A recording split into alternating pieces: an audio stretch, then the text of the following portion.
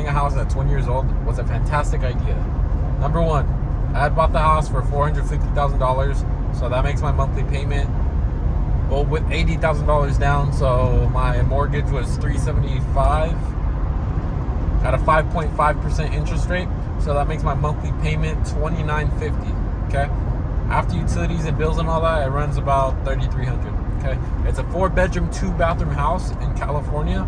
My first year, I was renting it out, every room. I was renting each room for $500, and the master bedroom was $750. Okay, and then everyone, since it was a 4-bedroom house, it was split 25% amongst all tenants with the utilities, right? So that made my livable expenses, or that made my living expenses, it was only like $1,000 a month that I was paying out of pocket. Plus, my mortgage was getting paid for me. So 2 years later, all the tenants moved out already. So I had a brilliant idea to use that money that I got for those first 2 years and start remodeling the home. So I have pretty much new flooring in all the rooms, living room. I'm keeping the tile in the kitchen because, yeah, tile in the kitchen is good. If you get laminate for the kitchen, it's not going to be as well because it might bubble up, and yeah, you don't want that. So I kept the tile, and yeah, I put about $4,000, how much?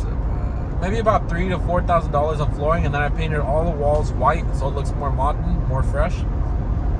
And now I'm going to be living in the master bedroom, and then I'm going to rent out half of the house, which would pretty much be a 3-bedroom, 1-bath, and that could rent out for roughly around $2,200 to $2,500 a month. So again, that makes my living expenses $1,000 a month. Buying a house is a good idea if you have the funds for it. If you don't have a stable job and you don't have the funds for it, then I wouldn't recommend getting it. I would just continue renting and buy yourself time until you get a good stable job. And yeah, because those whole 2 years I was paying my mortgage while only paying technically $1,000 a month for rent, if you think about it.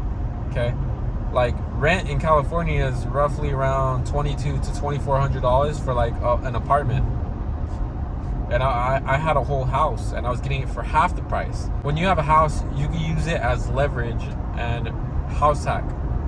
That's the number one thing you should do, just house hack. I mean, if you're young, at least. If you have a family, it's completely different because you don't want your kids living with some random strangers, right? But yeah, just house hack, man. That thing is, it works. It really does work. It's crazy.